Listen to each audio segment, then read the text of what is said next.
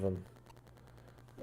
It was me, the first one. Yeah, Johnny was the first one. He logged into Twitch. At least give them one viewer. At least give us one viewer to make us feel important. The way he said it, thanks. You're welcome. I appreciate it. Okay, we're live again.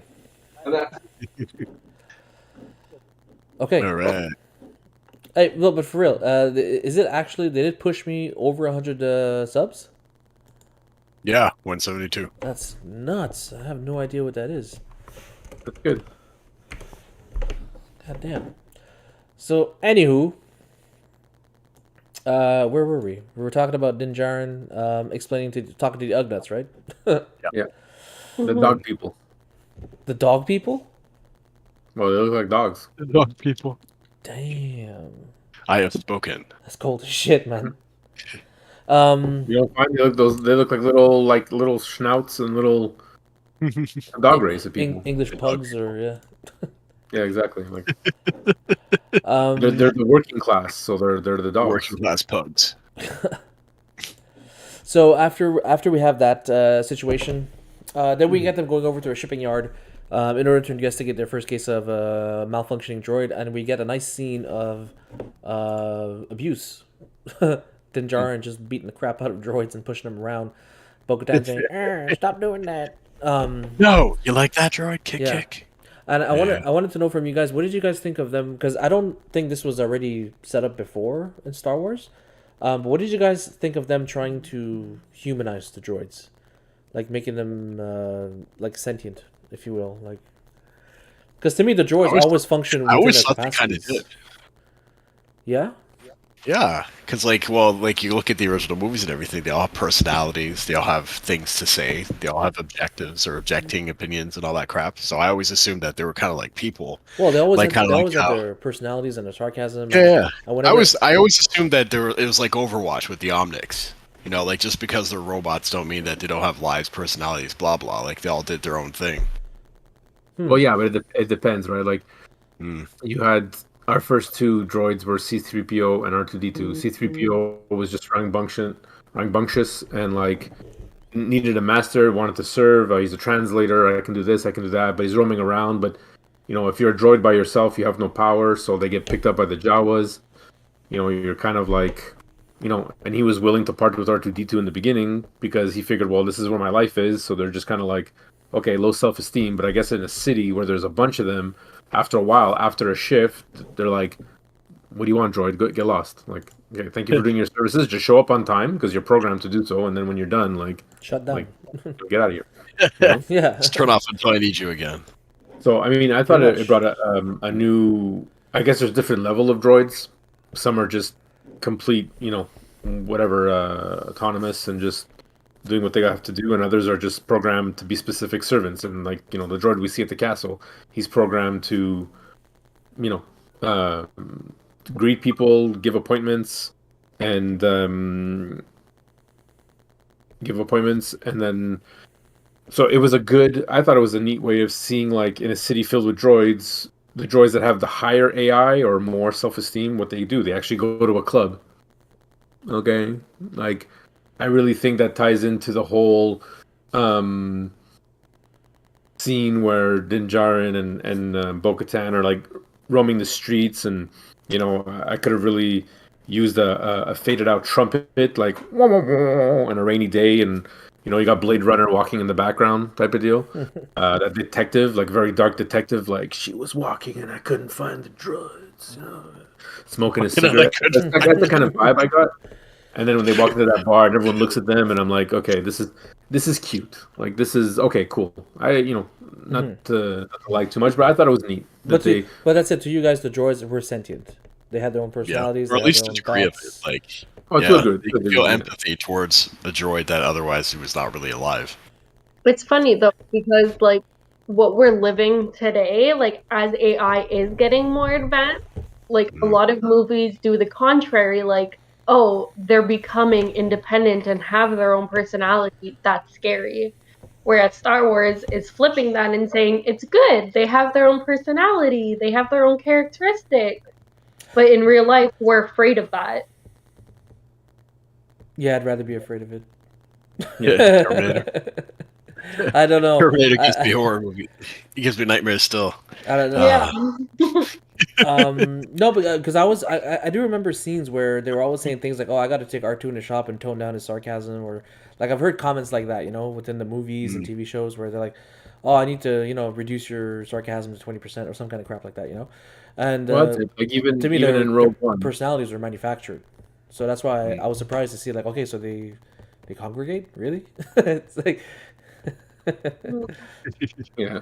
No, but, No, even I was in Rogue One, when they have that unit, the Imperial unit droid, where they reprogram, they still Yeah. reprogram, and he clearly still has AI because he can make decisions on his own. So eventually, they have, they're like, oh yeah, I was reprogrammed, and he's like cool with it. He's like, he's not freaking out like, you programmed me, and I want to go back to my old personality. It's like, no, I'm programmed. Yeah. So it was kind of funny seeing that scene to a certain extent, to be like, okay, I see where they're going with this. Like, on this planet, droids run a bit more freer than other planets that we've seen. It was an interesting twist. I mean, yeah, not twist, but an interesting, like, Okay. absolutely. offshoot. So Din Djarin pushes one of the droids too far. Droid malfunctions, decides to smack him and take off, and then we got a nice little foot chase through the street. Yeah, all that's coming to mind is the stuff I didn't like, honestly, and it's just like the foot chase. I thought was kind of, it looked weird, especially how and I'm sorry to pick on her, but Bo-Katan specifically. At one point, you just see the droid runs, knocks over some barrels. Din Djarin runs, jumps over the barrel, and then Bo-Katan comes over, and for some reason, in the slowest way possible, jetpacks over it. Like, it was so much slower than just jumping over it. I don't understand what that was. And then after that, when the droid picks up a can and throws it at them while they're fighting, again, Din Djarin drops to the ground, dodges it, and she does the same thing, activates one side of her jetpack, slowly goes down and spins around. I don't know if the suit's like restricted for her or if the actress is older and she's not. Like, I don't know. I don't know Well, what it's it a is. stunt double, not her, right?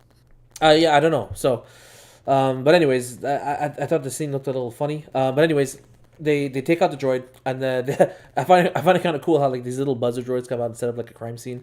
I thought it was nice. And then from there, they find something on the droid, which leads them to the droid bar that you guys were talking about earlier, which is where they drink their juice. I don't know. Delicious juice. Yeah, I don't know exactly what it does to them. I didn't understand the explanation behind it.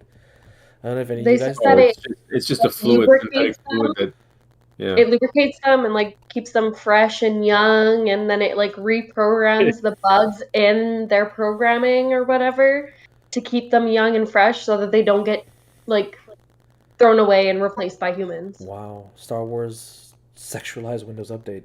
So that's strange. Okay, Let me just so put my mouth on this. fuck COVID. Let's all drink from the same straw. Like they all had straws connected from the same jar and stuff. It was funny. It was bizarre. You get robot shirts. Because they only sell one thing there, which is the whatever it was called. Yeah, I forgot the name of. I forgot what it's called. I just called it the juice for now. That's what it is. The juice. That's Pro Plus. Grab the juice. Pennzoil Plus. So, in the bar, as they're speaking to the bartender, Bo-Katan mentions to Din Djarin that, hey, we're not going to do this your way. We're going to do it my way now. Which is like, we're not going to just walk in here and push these droids around. We're going to ask them questions and treat them like people.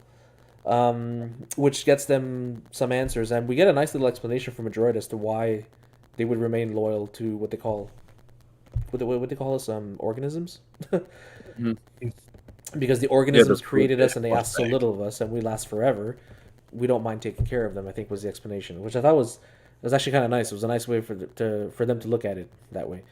But then again, they're programmed to look at it that way. It closes the point of what I was saying earlier, right? Like, because CPO was always saying, "Oh, thank the creator," right? Yeah. In the beginning, and then thank the creator of this and that and whatever. It's like, so to them, it's like the humans or whatever are their gods. So at this point, they're like, at least they have that understanding of like, they created us. They can still take us apart.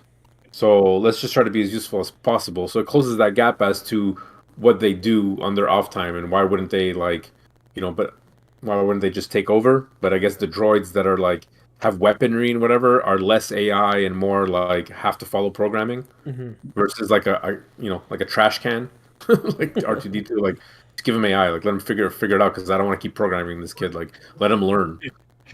I don't know. And Levels, right? Levels. and from there, from the droid bar scene, we figure out that one batch of this juice was tainted, which leads us to go back to some kind of droid moratorium. And in there we find I don't know, Lieutenant Gender Studies, and she's in charge of the place. Lieutenant Gender Studies. I don't know.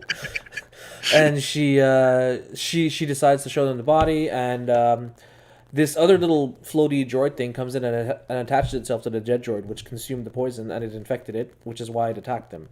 And Din Djarin whips out his dark saber and slices it in half. And after a quick analysis, Sluggish swing. yeah, it's funny because as he swings it and it hits the ground, like after he cuts the droid in half, you just hear clunk on the ground.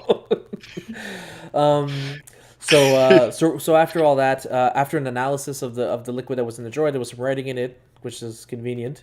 There was writing in the liquid which told them that, hey, turns out that the head of security or technology for Plaisir is responsible for this, or he ordered that batch at least. It was a good set of detective skills. Yeah. Yeah, it was a great set of detective skills. That's how crime works. That's why we have no crime anymore. Good detectives. So yeah, after that we get our Mandalorians head back to Plaisir, their main base, and we arrest Christopher Lloyd. He goes, he sees Lizzo, Jack Black, Castaway on the Moon, and then they're granted the audience, and honestly, they granted the audience where Bo-Katan and Din Djarin can go and speak to the privateers. I honestly fucking forgot. I was like, oh right, you're doing this for a reason. I completely forgot. That's how much I turned off when I was watching this episode. Yeah, because then you would have to listen to Lizzo talk again with that great acting chop she has as she holds. We will get there. I have a lot to say about Oh my god! And It's like she's reading cue cards or something. So after they arrest him, she grants the audience with the Mandalorians. For some reason, she knights Grogu. I don't know what that's supposed to mean. And I think just because. Yeah. This is just because. Oh, it's Lizzo knighting people. Isn't that I'm pretty cool? sure it was a marketing thing because there's going to be a Lizzo/Grogu toy out there at some point. But anyways. Ugh. And after that, we finally see Bo-Katan go over and try to reconnect with her people, which is not going so well. And she challenges, I forgot his name, Wolf something, the guy who was in charge of it. Yeah. Sorry? No, I said yes. Oh, sorry. So yeah, she challenged him to fight. They duke it out. And I believe, yeah, she does win the fight in the end. She does successfully beat him. Twice. Yeah. And however, they're still reluctant because she doesn't carry the darksaber. And then our character Din Djarin gives her the explanation as to why she's actually the rightful owner of the darksaber. Which, to be honest, I thought about. I was like, wait, but he shouldn't be having that anymore because he was defeated by those things on Mandalore, and then she saved his ass. Which to me makes sense that she's the rightful owner of it. And then we get a great scene of her taking the darksaber, turning it on. Camera zooms in on her while equally pushing Din Djarin out of the shot, and the episode ends that way. I would have loved that shot. And then the episode ends that way. So in a nutshell, that's what I have. That's a really basic rundown of what happened in the episode from A to Z. And so obviously, the big question I want to ask first, before jumping to Lizzo, because Lizzo's big, but she's not the big question. I can make that joke because I'm fat, and so it's Bo-Katan. So I want to know what you guys think about the episode in the sense of how it's structured, Din Djarin and Bo-Katan. Do you guys feel like it's a good chemistry between the both of them? Do you guys think that it's taking away from Din Djarin? Do you guys think it's diminishing Bo-Katan's story? How it's not setting up for her spin-off properly? I want to know what you guys think. I think it's clunky. Clunky. Yeah, it's clunky. That's the description I'm going to use. Clunky. Extrapolate, please. I think it's just clunky. Like you have Djarin. He apparently the sword weighs like 5 billion tons to him, and he just clunkily handles it, while she just picks it up and all of a sudden easily uses it. You have her reuniting with everything. I don't know. It's just, it feels clunky to me. It doesn't feel like it flowed into fruition where you're like, okay, I'm rooting for her, and there you go. There's the outcome. It's more like, oh, there she is. Oh, she kind of helped. Oh, there she is. Oh, that's kind of cool. Oh, there she is. She wins. I don't know. I feel it's clunky. Okay. It's as simple as that. It He's just sti- feels he's- clunky. he's Like sticking if this with was a clunky. book, she would have been in the background. She would, oh fuck, you're still here, yeah, and I'm commanding people now. Oh, that's cool. Like that's how it feels to me. She still feels like a background while being pushed to the foreground. And then, like Dan was saying, how he feared that the Mandalorian wouldn't be a part of his own show and just kind of got pushed to the side, and then he just kind of got pushed to the side, literally in the shot. I don't know. It feels clunky. Yeah. Fair enough. Fair enough. And I don't know. Jara. Johnny has a good point. He said, like, the Mandalorian, it's not necessarily like Din Djarin. It's like the Mandalorian, so who's in charge? And it was kind of like easy. Like, they just handed it to her, like, hey, by the way, this is yours, so here. Well, I completely understand that point, but therein lies the point. They just handed it to her, and it's Yeah. not like she built up to it. Like she saw a mythical beast, and then she apparently picked up the dark saber that he can't even use for whatever reason. I don't actually know the reason. And then she does X, Y, Z, and then all of a sudden, like she did to me, she didn't really prove anything. She just helped out Djarin and then beat the one guy, whereas the entire time Djarin's doing all the heavy lifting. But, like, in this episode specifically, like, it really seemed that way. Because every time she would try to help, it was kind of just like, Din Djarin was like, take a seat, I got this. Yeah. Just proving why he's better than her almost. Yeah, and then he Like, just gives it up, and to me, Yeah. it seemed like a flimsy as fuck reason to give it up. because Mm. there was a Like, scene where oh, I happened to got beaten by this one guy because he ambushed me, and then she came and helped me out, which I've done for her repeatedly in the past. It, Yeah, it he seemed didn't have like a dark saber in it the seemed past. like a clunky reason to just get the dark saber and become the leader again. Like it doesn't feel organic to me. It doesn't. But If she I were had- in the she had it background, from the I would be beginning, right? like, "You didn't prove shit." sorry, Joe, we Sorry? didn't catch you. No, I mean, well, whatever. If you guys are still continuing, go, because I have my opinions on that. No, actually, go ahead. Go for it. Okay. I mean, with the exception, we won't talk about the Lizzo issue and all that, whatever. But throughout the episode, I just felt that Din Djarin and Bo-Katan were like a married couple, like their first mission together, partners, detective. We gotta find the droids, and it's like, okay, well, listen, The off You know, trench coats. Bo-Katan was kind of on her binge back in the day. She left Mandalore. She's like just raiding people, whatever, doing what she has to do to survive. Well, Din Djarin has always trying to he's been keeping the way, and so he's made so much more contacts. He understands more, and I found that interaction was her, trying to understand how much more she can still learn from him. And her way, his way, she's just still trying to keep the peace, and he's just like, "Yeah, I got this. Like, don't worry." But he's not telling her like, "Listen, you have no idea what you're doing. You're an idiot." He's just like, "Listen, I can do my fair share. We can work together."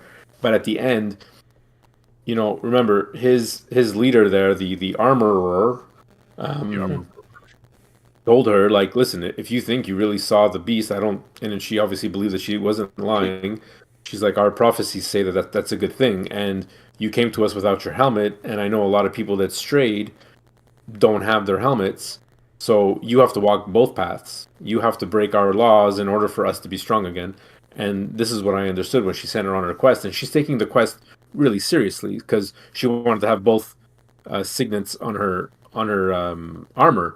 And to which the armor is like, "No, yeah, you're the real deal. You, for the fact that you want to continue honoring the Mandalorians and keep your House of Honor, the flight owl, white owl, whatever it is in her Yeah. face."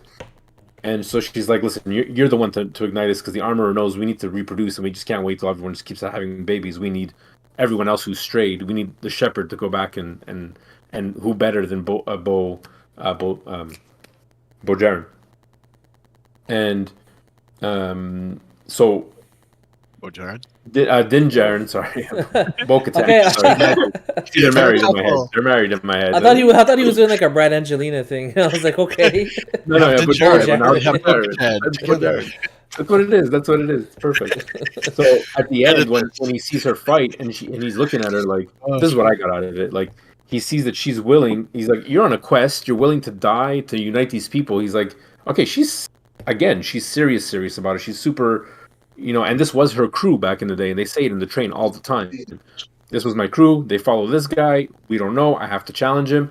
And not only does she beat him once, she beats him twice in the fight. And she doesn't want to kill him. She wants him to yield. And so not only does she disgrace him in front of everybody, Din Djarin's like, oh yeah, by the way, this is actually yours because you never asked for it back when I technically lost it, and you have the right to it, and you never asked the right for it. She said, hey, it was not like, hey, that's mine now. She never claimed it. She left it.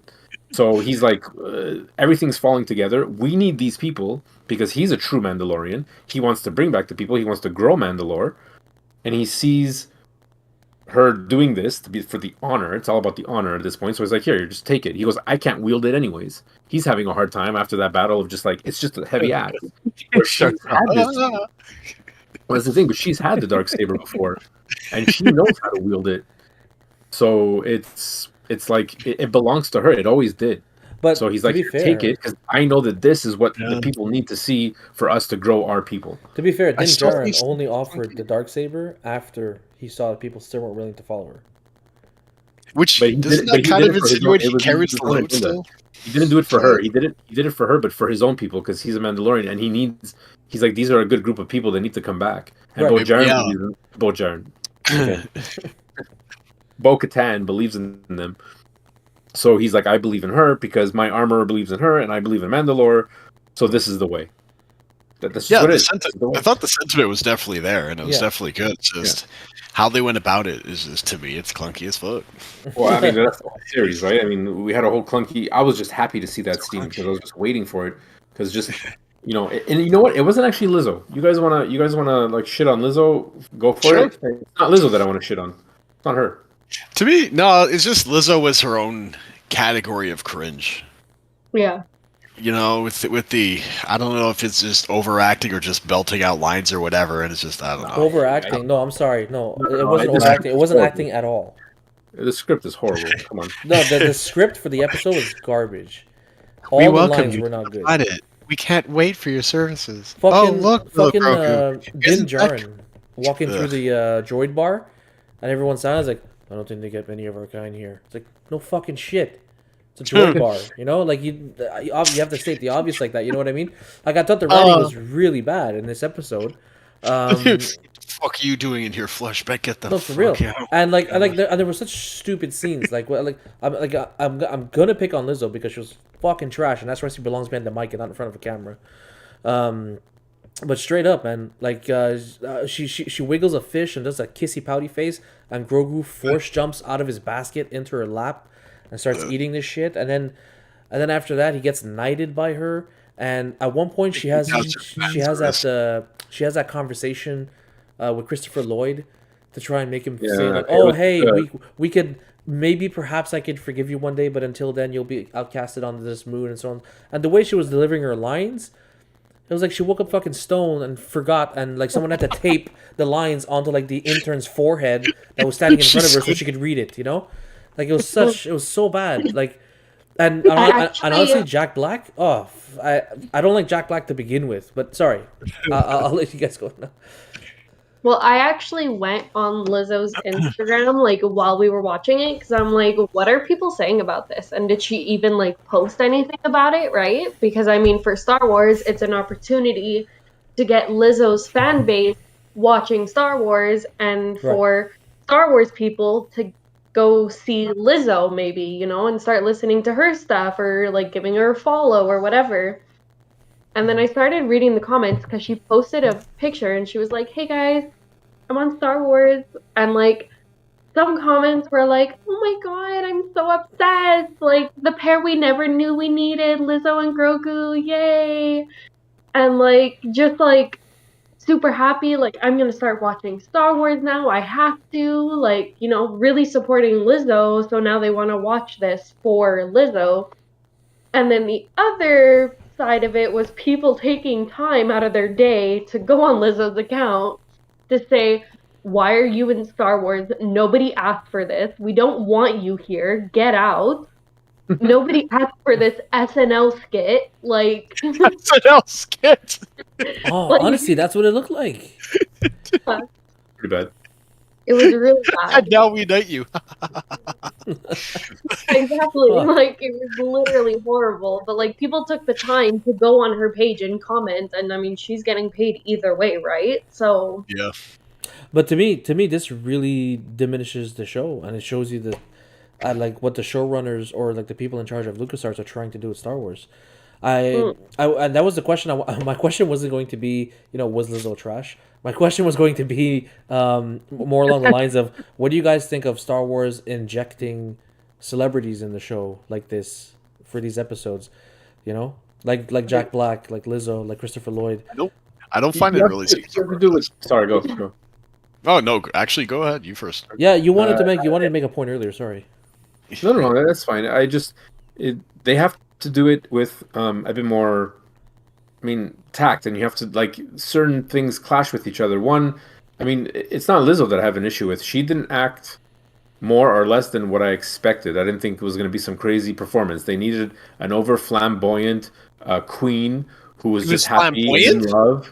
Yeah, exactly, and that's what she was. And then she's like, "Oh, Grogu is so cute." So dull, flamboyant. I've seen fucking more flamboyant wallpaper. Okay, maybe it was her dress and whatever, and she's all, you know, and she fit the part perfectly for my taste for that type of character in this new Star Wars universe. But her husband, who you tell me used to be Imperial, and you're just a softy little, oh, I've changed my ways and blah blah blah. It's like Jack Black was just, he didn't need to be there. His that type of character was too much. It was clashing. Every time he spoke, I couldn't. I'm just waiting for him to go, you know, burst out into song. burst into a song, like, exactly, like, just a little, like, and I'm like, stop talking, Jack. Just say your two little lines, talk about the piece. Stop. He overacted that whole part, that whole scene, and I guess that's what they wanted. So, like, I'm trying to focus on Lizzo. I'm trying to focus on him. I'm trying to focus on the character itself. And I'm like, how are you at all in the Imperial? You have no backbone. Like, there's no way you could be in the Imperial. Well, you should have been a stormtrooper that died in the first movie. Like, the first opening scenes. Oh, I just, like, that's who you should what have been. sucks is that I don't think Jack Black overacted at all. I think Jack Black just played Jack Black. Overcasted.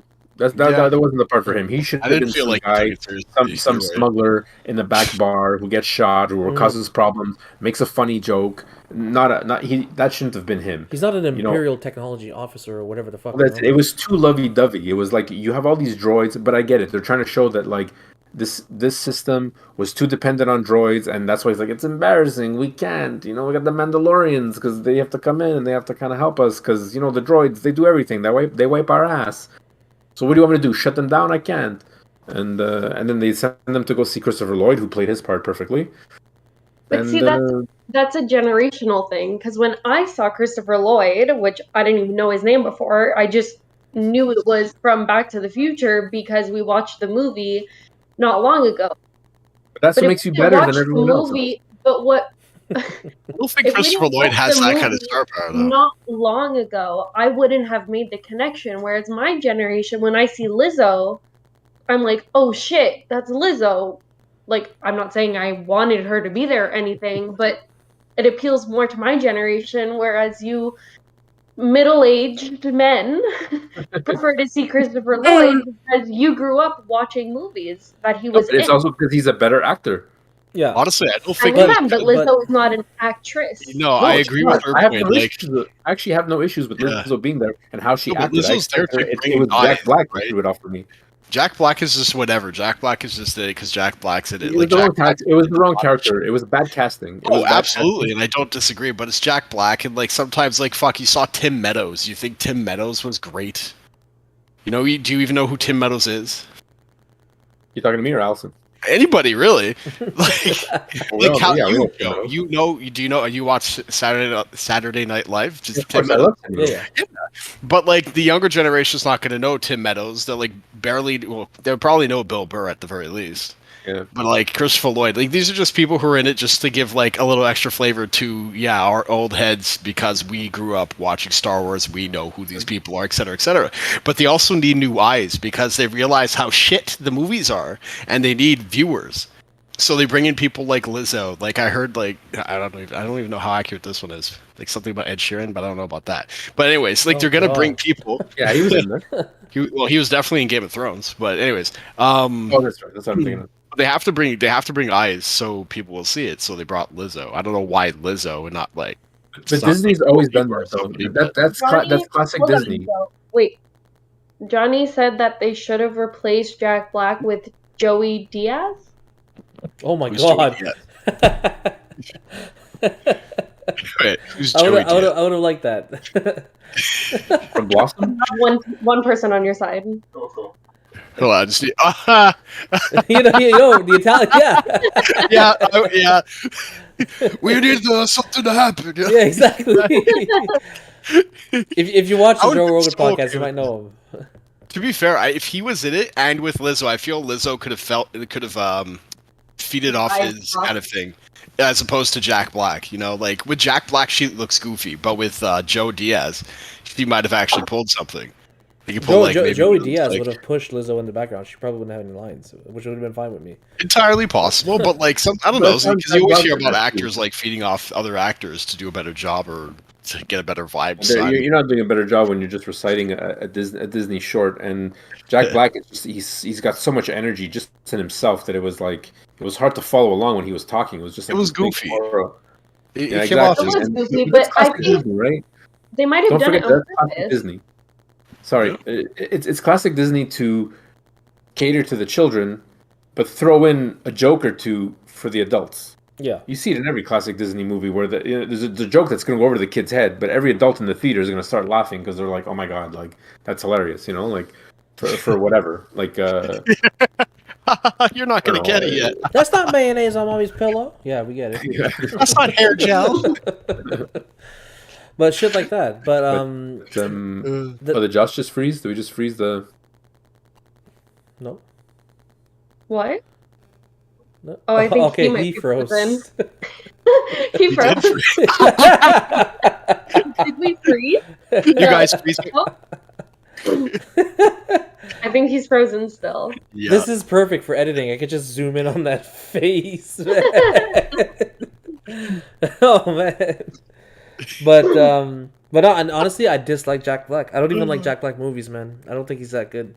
Nah, he comes off as goofy, and the whole thing came off as goofy, which I think was the intended outcome or whatever. But I don't know. The thing that pissed me off the most about it was his first line.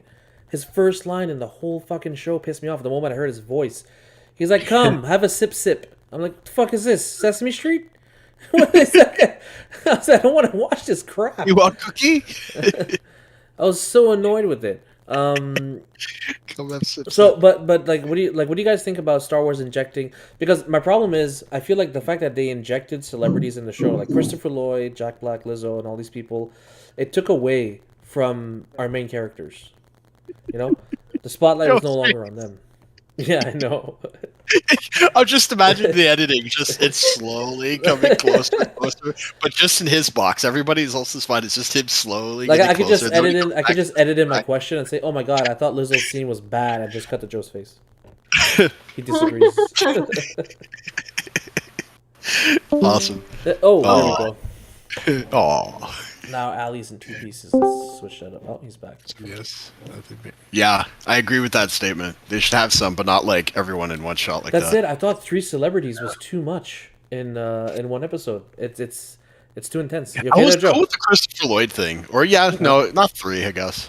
Oh, Sorry about that. It's not my internet. It's my dongle. oh no, His dongle. Okay. his dongle. Oh no. But yeah, to that point that I heard, that's exactly what I'm just trying to say. 3 too many. They clash with each other. I just hope that's it. I hope that's it for the rest of the season. I don't want any more. Oh, I don't know if cameos. that's it. I like to want- see one at a time, maybe 2, Yeah, but yeah. like all 3. Well, to be fair, if you're a wrestling fan, it would have been 4 Sasha Banks as the black chick Mandalorian. Yeah. I don't think people. Yeah, no. Well, if you Um, get maybe out of the 100 people who just followed you, maybe one of them might be a wrestling fan. Oh God. Okay. He can't see the chat. um. So yeah. Apart from that, I wanted to get an overall rating from you guys of the episode. What do you think of it? We'll start with Ali. Well, I mean, I haven't seen like the whole show, right? Like, I just saw like the last few episodes or whatever. Which is great. So if you had to base your experience off this episode, what did you think of this show? Off this episode alone, probably like a 4 out of 10. Below average TV. Damn. Yeah. 7.5. 7 out of 10. Damn, for Who said Static. that? Who gave it a 7 out of 10? Static Terps. How could that be? I'm Static Terps. Yeah, I know. How is this possible? What about you, Joe? Fitty fitty. 5 on 10. 50. 5 out of 10. You gave a rating on 10. Guys, this is a revolution. I'm taking Usually it's out of 4. Maybe it's a 2.5 stars. Give it a 2.5. Oh, fine. It's 2.5 pies that Lizzo didn't eat out of 5 Starships. It's that Imperial the other Starships. that Jack Black didn't eat out of. So half for Jack Black, half for Lizzo. What about you, Josh? I give. I was hovering around a 7, and then I was hovering around a 6, so a 6.5. Okay. Yeah, 6.5. There were some things I didn't like, and then there were some things that I thought a little bit interesting.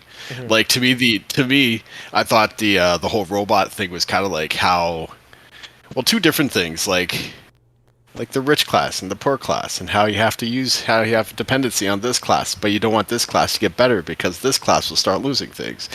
And then it just made me think about like dependency on technology and social media and everything. It's just really any kind of situation where a bunch of people will just get completely screwed if just this disappears. I don't know. Give me a couple vibes like that. Kind of like how we lost social, electricity this whether it be weekend. talking about technology, whatever. What's sorry? Kind of like how we lost electricity this weekend. That class of people. Class people. Damn. I don't know. I got some things, and then obviously some things I thought could have been way better. Like the whole Bo-Katan thing. I thought it could have been a little better prepared. Like maybe if the next episode she got accepted, but this episode remained a little more focused on, I guess, the robot uprising. Yeah. But I don't know. There's some things I thought could have been better. Bo-Katan's acting always annoys the shit out of me sometimes because she always makes this face, whether it's I don't know if she's turned on or needs to take a shit, but she's always like. No, but to be honest, I Every fucking time. It's and redheads. it annoys the piss out of me. What? It's What's that? redheads. It's red. I don't know. I don't. It's just she keeps giving this stupid look, and I'm like, you look like a better actor with the helmet on. I feel the emotion with your helmet on, and then she takes it off, and then I'm like, what the fuck is that face constantly? She has such a bland face. But she has a bland but a smug-looking face. You know what I mean? Yes. And- Every fucking. My problem with her is I don't know this actress. I never looked her up. But know it who she seems is like she might have a lot of Botox. Like she can't express too much maybe right now. I don't know.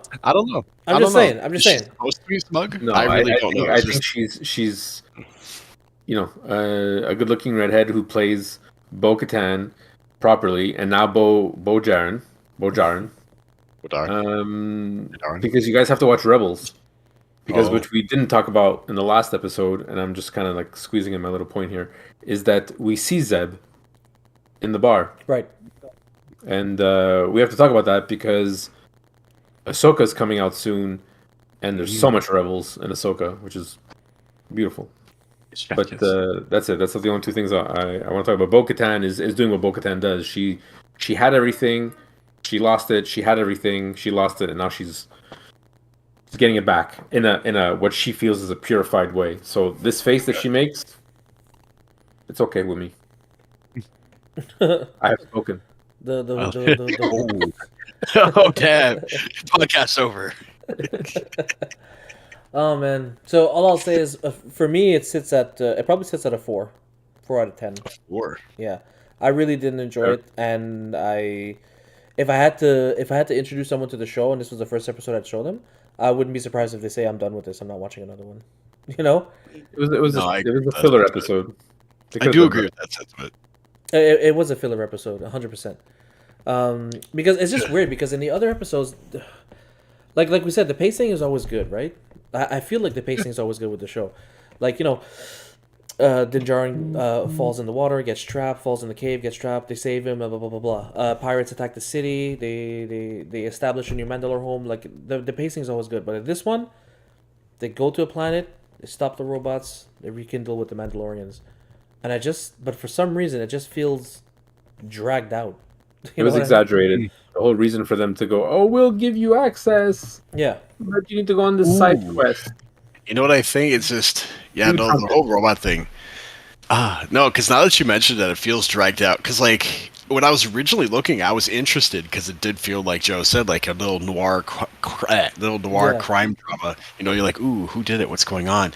And then the answer was just, oh, it was nanobites in the spike drink, and that's why, because he did it. And you're like, oh, cool. It wrapped up quickly. Yeah.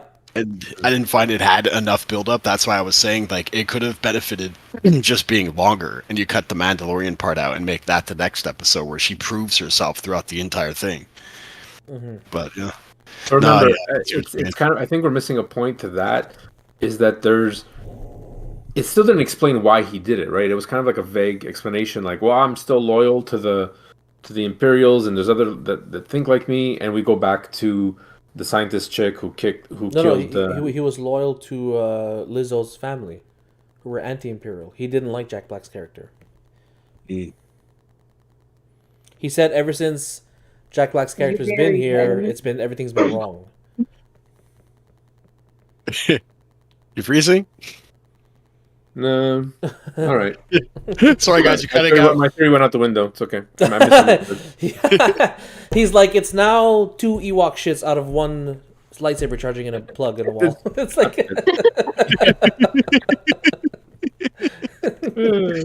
looked at the wall. Fuck, my USB didn't work. Can you imagine like Jedi's... I like this episode, and I half liked it, and I not liked it. It just made fun of me. So, never mind. Can you imagine Jedi's go to people's house like, you have a charger or some shit so I can charge this thing? It's like they fight the new order. Oh man. So yeah. 3 parts. I don't. How many episodes are left? Out of curiosity, anybody? I don't know by any off chance. I think it's 2. I think there's 2 episodes left. 2. Yeah, shit. And I think this is where it needs to ramp up. Don't give me a filler here. You know what I mean? No, well, there's gonna be a final battle. I mean, there's something cooking up with the Imperials, and this, like, it's not just her, right? It's not just the same character I was referring to, Mrs. Side Shaved Haircut, who like zapped the spectacle doctor. Yeah. There's clearly more of them, and now that the Mandalorians are there, this is how I think I'm gonna just predict and project. This is how they're gonna make their name. She's gonna get her thing. They've got now land.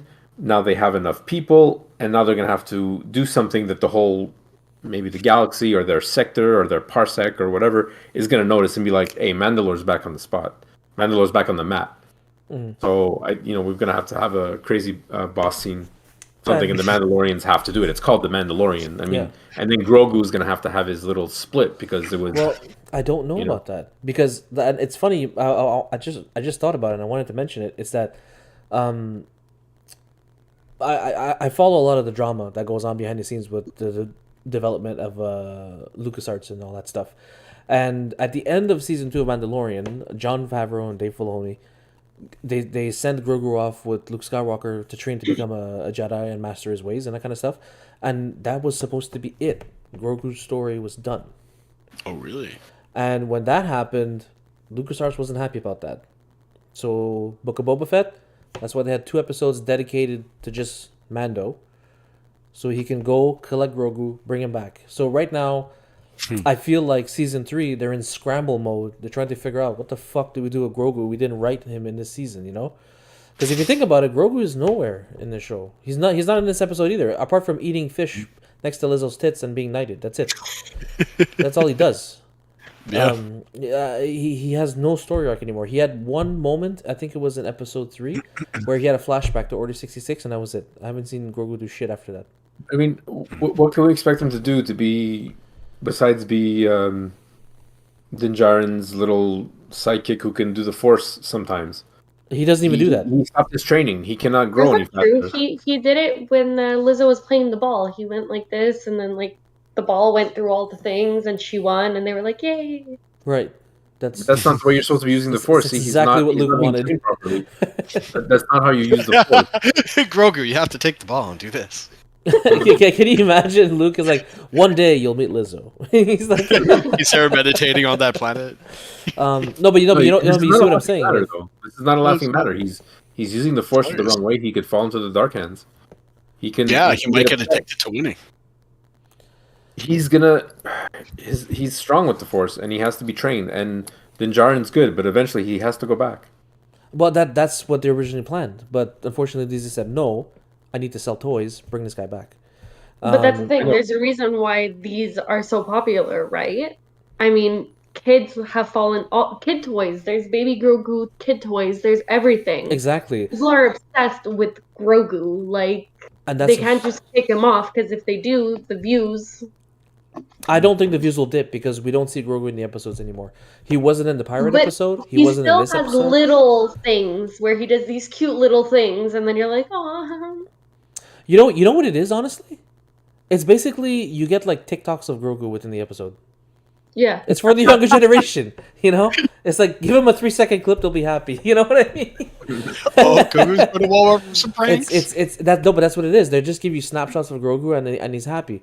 And I think that if you take him out, I think the show still works. But you're right, maybe a lot of the younger generation will drop out, you know? They'll say, you know, bun that. I don't want to see Ugnaughts, I want to see Grogu.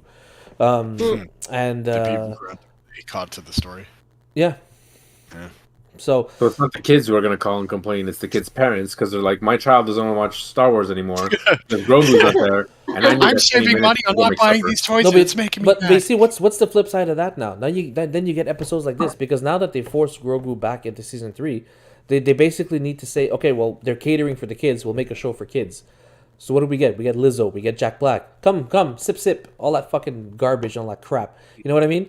Like it's a show for kids now. You know what I mean? And Star Wars is for kids. You know, it's designed for kids and adults. It's for everybody. You know? Yeah, it's also on Disney. So, yeah, it's for kids. We're adults watching a kid show. Sorry to tell you guys. Yeah. Fuck. No, but listen, Right. season 1 of Mando Now I was, need to go play my video games. season 1 of Mando was was hardcore. Like there was a lot of violence and shooting and killing and Yeah. it was intense, you know. And there was that creepy scene when Gina Carano's character showed up and they had the walker, the AT walker. Like it was terrifying, you know. But yeah, all that's gone now. So, anyways, we'll see where it goes from here. Thank you guys for joining me for this talk. I really appreciate it. problem. It was fantastic. I do not look forward to the next episode, but I'm still gonna watch it. No, I it'll still be look better. forward. It'll be We better. don't have a Yeah, I'm choice. still having a good time. I still have a good time watching it. So But like before, I was excited for the next episode. Now I'm in my Last of Us mode. I'm like, okay, let's get through it. okay, that one episode soured it for you. Last of Us. Don't be baby Wazine. Oh, It's okay. This episode. No. I'm telling you right now. This set it up for me. I'm telling you right now that it's gonna be a flop at the end. I feel it coming. I feel it coming, man. And I'd rather just anticipate it than just be let down again. So That's fair. We on that note, I guess we're wrapping up here. yeah, Are we trading Daniel's redhead for Allison's redhead? that works for me. One ginger for another?